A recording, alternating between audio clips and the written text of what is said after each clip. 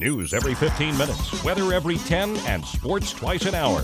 Newstalk, KGVO, AM 1290 and 101.5 FM. You're listening to Montana Morning with Peter Christian. A 6-hour standoff ends peacefully in Bozeman with a Missoula fugitive under arrest. Good morning, everyone. Montana Morning. It's Wednesday, June 29, 2016.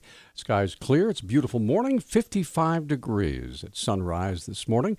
And our newscast this morning, sponsored by Transport Equipment, your headquarters for RV service, maintenance, and repair. If you have a fleet of vehicles, they provide expert service as well. Call 541-9097.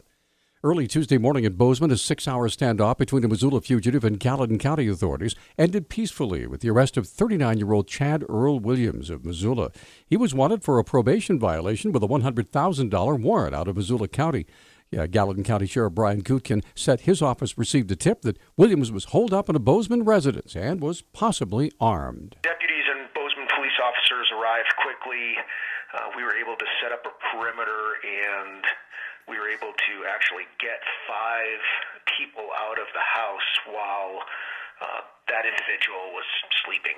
Gutkin said law enforcement then set up a perimeter around the neighborhood and described the arrest. We were able to actually finally start to talk to him. I think it was right around 6 o'clock this morning. It took us about 3 hours of negotiating. We had our special response team there, so we had the perimeter set up, and then we had our negotiators in our command vehicle communicating with the individual. So it took about 3 hours, but he was cooperative and finally talked him out. Gutkin said Williams will face a courtesy arraignment in Bozeman for a petition to revoke his sentence out of Missoula for attempted deliberate homicide and should be back in the custody of Missoula authorities before the end of the week.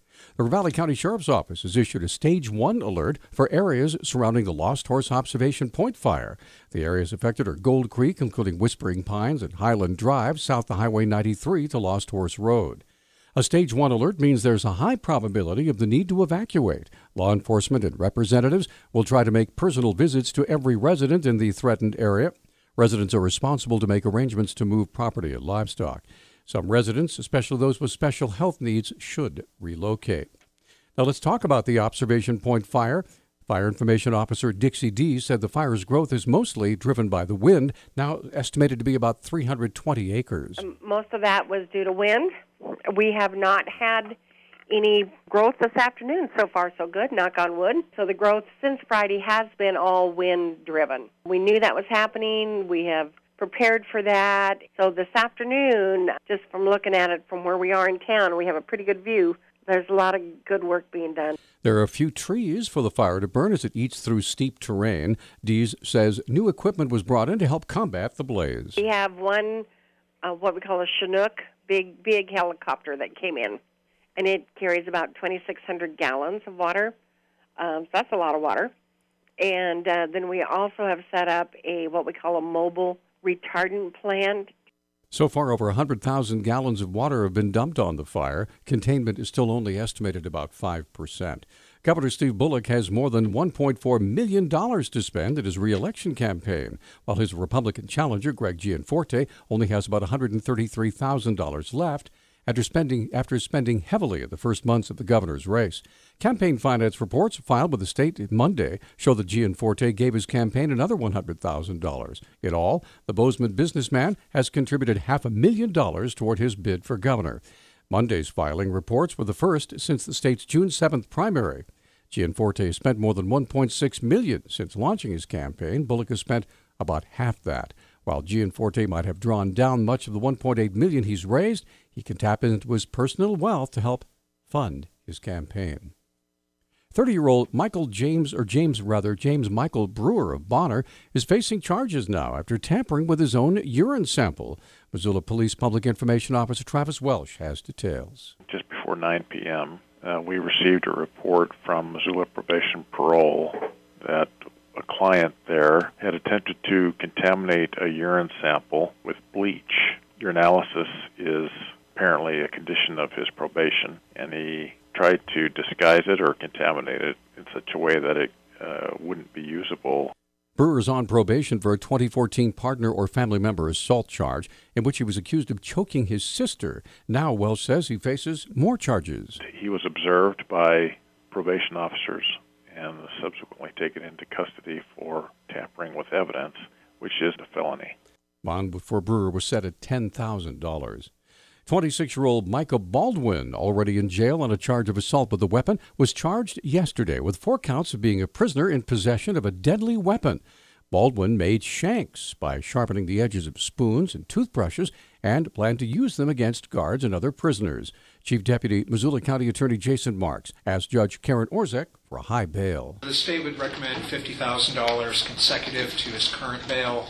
He has a pending assault with a weapon case in district court. Involves threatening another individual with a handgun. Given his ongoing dangerous and threatening behavior in the jail, I think he poses a significant community safety risk. Judge Orzek agreed and set bail at $50,000 and ordered Baldwin not to possess any weapons, especially ones that are homemade. A fire has destroyed the grandstand at a Columbia Falls baseball stadium. The Flathead Beacon reports the blaze broke out late Monday night. No injuries reported. Fire officials are investigating what caused the flames, but initial reports indicate the blaze was started by fireworks at a nearby grass field. Ray Queen is the president of the youth baseball organization that plays at the stadium. He says the bleachers have been completely destroyed while the baseball field and dugouts remained untouched. Queen said the stadium has been a community landmark and that volunteers helped build the bleachers 25 years ago. There is no cost estimate yet on the damage. A U.S. Forest Service officials are proposing a logging and prescribed burning project across more than 9 square miles just west of Yellowstone Park. The agency says the proposal would reduce wildfire risk along evacuation routes through the Custer-Gallatin National Forest. It would also restore aspen and whitebark pine trees north of Hebgen Lake and west Yellowstone, Montana. 21 miles of temporary roads could be built. Officials say the amount of habitat available to threatened grizzly bears would be temporarily reduced. There's a 30-day public comment period. A separate timber sale involving 4 square miles south of Hebgen Lake has been on hold. A judge last year sided with environmental groups that say logging in the area could threaten grizzly bears and Canada lynx.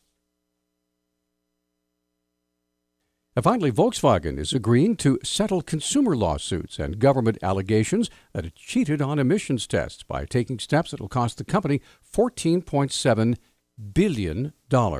Terms of the settlement were revealed yesterday in orders filed with the U.S. District Court in San Francisco. VW will pay just over $10 billion to either buy back the cheating diesel vehicles or repair them. It will also pay owners from $5,100 to $10,000 for their trouble.